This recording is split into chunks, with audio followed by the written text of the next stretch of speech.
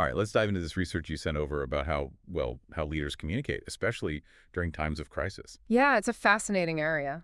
And it looks like we're using Brazil's response to COVID-19 as kind of our case study for this deep dive. Exactly. And, we're really going to be looking at how conflicting messages from officials and leaders can impact public trust, especially in a crisis situation. Okay, so before we get into the analysis itself, can you remind me what was happening in Brazil when the pandemic hit? Made it such a good example for this. Sure. So, well, think about it this way. It's early 2020. The world is kind of freaking out about this new virus. And, people are naturally looking to their leaders, Yeah. right? They want to know what to do. Right. But in Brazil, you had the president kind of downplaying the whole threat of the virus. Oh, wow. He even initially refused to bring back Brazilians who were stuck in Wuhan. Seriously? Yeah, he said that resources were too tight.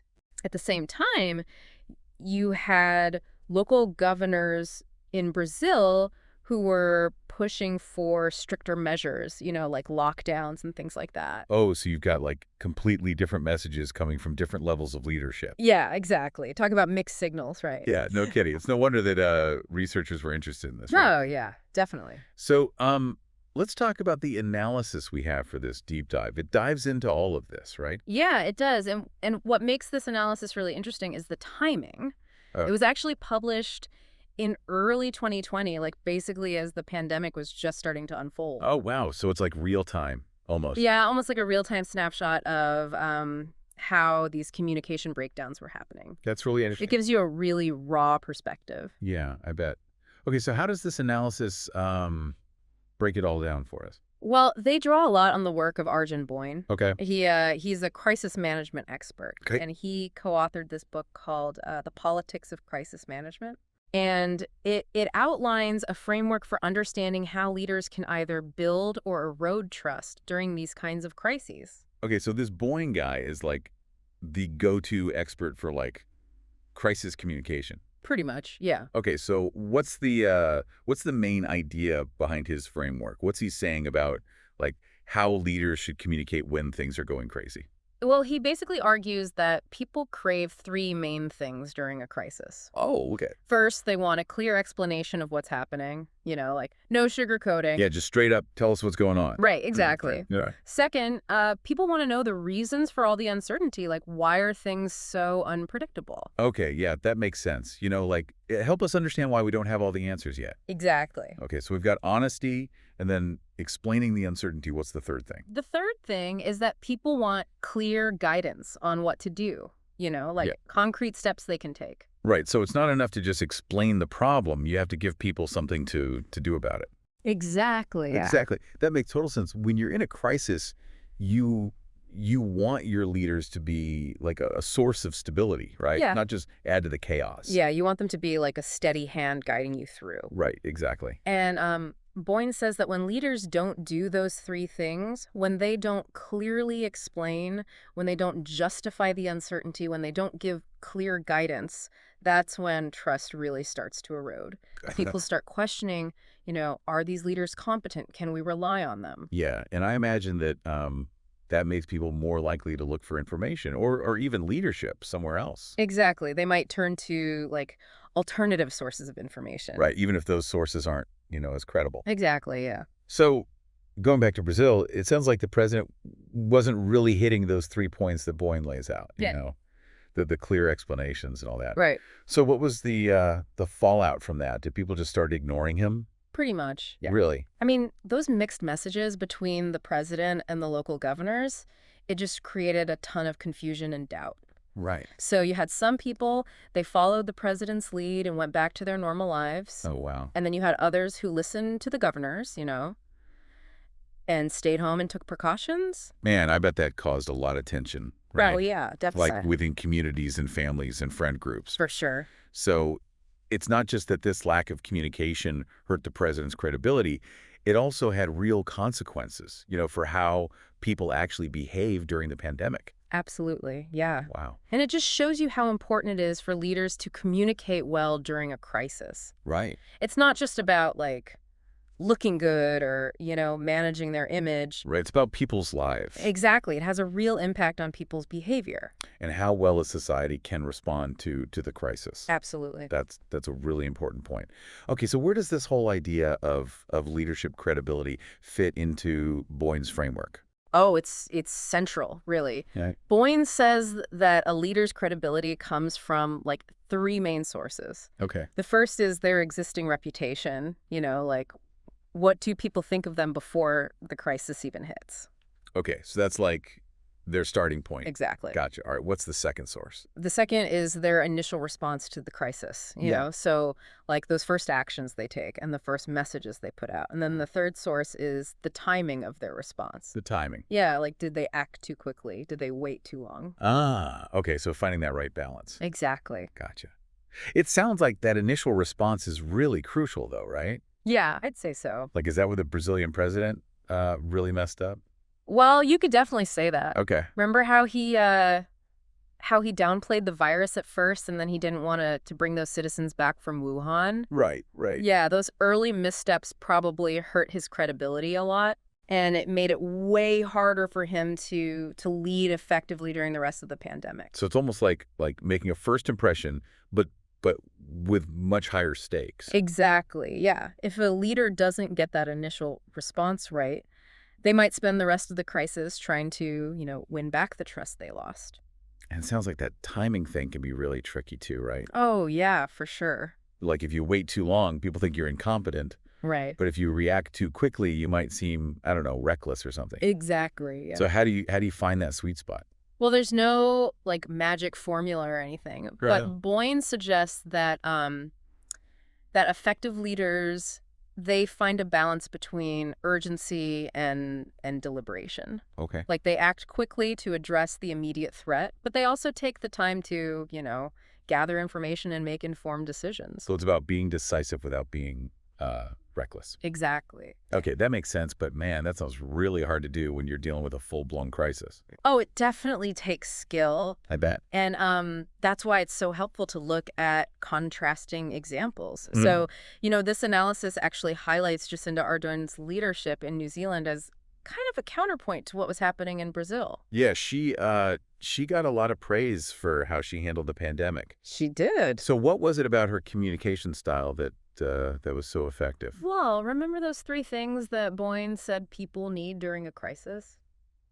Yeah, clear explanations, reasons for the uncertainty, and guidance on what to do. Right, exactly. Right. Well, Ardern nailed all three of them. Really? She held these like frequent and really honest briefings, She would address people's concerns directly, and she just laid out the government's plan in a way that was like really clear and easy to understand. So she wasn't just telling people what to do, she was explaining the reasons behind it. Exactly, yeah. That's smart. And she was also decisive. Like, she was quick to implement lockdowns and border closures, but she always connected those actions back to that clear goal of protecting the most vulnerable people. Okay, that's interesting because, I mean, on the surface, taking decisive action and taking time to communicate effectively, those seem kind of like at odds with each other. Right. But she managed to do both. She did, yeah. And I think that's a key takeaway here. What do you mean? It's not about choosing between decisiveness and transparency. Okay. Effective leaders can do both. They can be both decisive and transparent. Exactly. Okay. I'm getting it. Yeah. So it wasn't just about Ardern's actions. It was about how she communicated those actions to the public. And that's how she built trust. Precisely. Okay? And it wasn't just about being a good communicator in general. She understood the specific needs of people during a crisis, right? Yeah. And then she tailored her communication to meet those needs. Exactly. Okay, I'm following you. Yeah. But, I mean, this analysis makes her approach seem flawless. Was there any criticism of how she handled the pandemic at the time? Well, like any leader, she wasn't immune to criticism. Okay. Some people argued that her lockdowns, while they were effective in containing the virus, they were just too strict. And that they led to like negative economic and social consequences. Yeah. So there's always those trade-offs to consider. Yeah. Exactly. Okay, what else? Others question if she centralized power too much, Okay. and that maybe that stifled debate or dissenting opinions. So again, it's that balance between taking swift action and making sure everyone's voice is heard. Exactly. It's a Yeah, tough balance. it is. And that's why it's so important to analyze these case studies from multiple angles. Right. We can learn from the successes, but we also have to acknowledge the potential downsides, right? Yeah. Even when it seems like a textbook example of crisis leadership. Right, because there are always trade-offs Right. and unintended consequences. Okay, this is really helpful. So this Boin framework, it gives us some solid tools for thinking about how leaders can build and maintain trust, Yeah, it does. even when things are, completely unpredictable. Yeah, I think it's really valuable. And, this is something we can all apply to our own lives, even if we're not running a country. Oh, absolutely. What do you mean? Well, think about it. We all face uncertain situations. Right. Maybe it's a health scare. Maybe it's losing your job. Yeah. Maybe it's just navigating like a difficult family situation. Right. But in those moments, we often look for stability and guidance, right? Yeah. Just like people look to their leaders during a national crisis. So we're all kind of like mini leaders in our own lives. In a way, yeah. Very And, much. and those principles we've been talking about, clear communication, empathy, decisive action, Right. those are valuable no matter what. They can help us build trust. They can help us navigate difficult conversations and make tough decisions while staying true to our values. I like that. It's like it takes this high-level analysis of political leadership Yeah. and makes it relatable. Makes it relevant. Yeah, to everyday life. Yeah, and ultimately good communication and trust building, those are just fundamental human skills, Yeah. It doesn't matter what the context is. So whether we're, running a country or just trying to get through a tough week, these ideas can help us handle things better. Exactly. Okay, this has been really eye-opening. So before we wrap things up, I just want to make sure I've got the key takeaways from this deep dive. Sure. We started by looking at Brazil, right? And how those conflicting messages about COVID, they eroded public trust and made it harder for them to respond to the pandemic. Right. And then we talked about Arjen Boin's framework for crisis communication, Yeah. which emphasizes clear explanations, explaining the uncertainty, and providing concrete guidance. And we saw how Jacinda Ardern's leadership in New Zealand really illustrated those principles. Yeah. But we also acknowledge that, even the best approaches can have limitations Right. and unintended consequences. Absolutely. Okay, so what's the final thought you want to leave our listener with today? What should they be thinking about as they go about their day? That's a good question. Well, we've talked a lot about how leaders should communicate during a crisis, but I want to flip the script a bit. Okay. What about our responsibility as citizens or, as individuals? How should we be evaluating the information we're getting from leaders during uncertain times? That's interesting. It's easy to get caught up in the emotions of a crisis. Right. But you're right. We need to be critical of the information we're getting, Yeah. especially when so much is at stake. Exactly. So what advice do you have? How can we sort through all the noise and really figure out what to believe? Well, that's a great question to ponder. And we can dig into that a little bit more after the break. Yeah, it's a good question. How do we even start to evaluate the information we're getting, especially when things are so chaotic? Well, I think it's important to realize that it's easy to just passively consume information, Yeah. especially during a crisis. Right, when you're stressed and anxious. Exactly. Yeah. Okay. But it's so important to really think critically about what you're hearing. Okay, so let's say I'm trying to evaluate what a leader is saying during a crisis. What are some specific questions I should be asking myself? Well, first I go back to Boin's framework. Okay. Remember those 3 core elements. The explanations, the uncertainty, and the guidance. Right, exactly. Right. So ask yourself, is this leader clearly explaining the situation? Yeah. Are they giving me the reasons for, why things are so uncertain? Okay. And are they offering concrete guidance on what to do? Okay, so it's not even about whether I agree with them or not. It's about whether they're even giving me enough information to make a judgment. Exactly. Yeah, gotcha. Okay, what else? Then think about the source of their credibility. Okay. What's their track record? Right, have they been trustworthy in the past? Exactly, yeah. How have they handled similar situations before? Okay. Are they known for being honest and transparent? Okay. Or, do they have a history of spinning things or being evasive? It's funny because during a crisis, it's tempting to just believe whoever seems the most confident Oh, yeah, for sure. or reassuring. Right. But you're saying we should look past that and really consider their past actions. Exactly, yeah. Yeah. Because just because someone seems calm and collected Right. doesn't mean they're actually competent. Yeah, that's a good point. Okay, so we're looking at Boyne's framework. We're checking their credibility history. What else should we be paying attention to? Well, I think it's really important to pay attention to how they handle dissent. Yeah.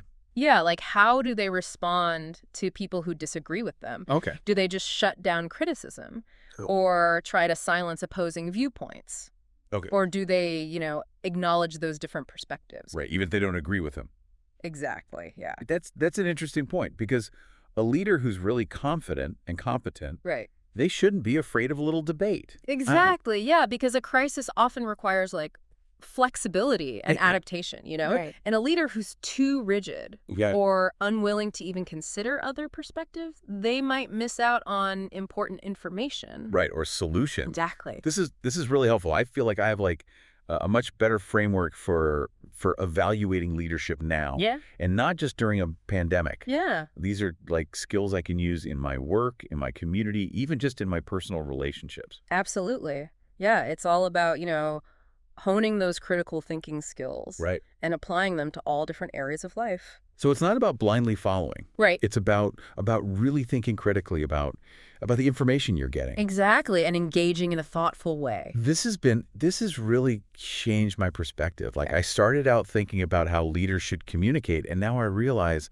I have a responsibility too, You do, yeah. in how I receive and process that information. And that's what the deep dive is all about, right? Yeah. It's about giving you the tools to think critically Right. and engage more deeply with the world. I like that. Well said. Thanks for diving into this with me. Yeah, of course. It's been my pleasure. I know our listeners are going to have a lot to think about after this. I hope so. And to our listeners, thanks for joining us on this journey. Yeah. Remember, a crisis can bring out the best and the worst in leadership. That's true. But by understanding how to evaluate their communication and their credibility, Right. you can navigate all that uncertainty with a more informed and discerning eye. Yeah. Until next time, keep diving deep. Yeah, it's a big responsibility for us, It is. as citizens, Right. to really be thinking critically about all this, Yeah, especially during a crisis. it's easy to want to be told what to do, to Right. just follow, blindly. Exactly, but we can't do that. No, we have to think for ourselves. So how do we do that? Well, I think the first step Yeah. to really be aware of your own biases. Yeah. Go, what are your preconceived notions about this leader? Okay. What are your hopes and fears? Right, because those things can cloud your judgment. Exactly. Yeah. Yeah. So you have to be aware of those biases. Okay, that's a good starting point. What else? And then I think it's important to really look at the information they're providing, Okay. not just what they're saying, Right. but how they're saying it. Okay. What kind of language are they using? Right. Are they being specific? Okay. Are they providing evidence? Or are they just making vague claims? Right. Or appealing to emotion. Exactly. Okay, so we're being aware of our own biases. Right. We're really analyzing the information they're giving us. What else can we do?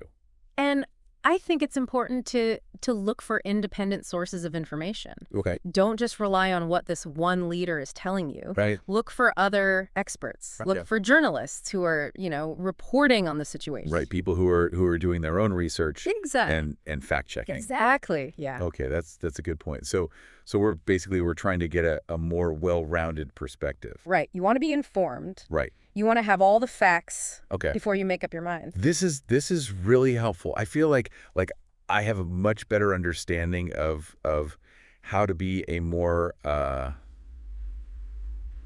critical thinker during these times. Good.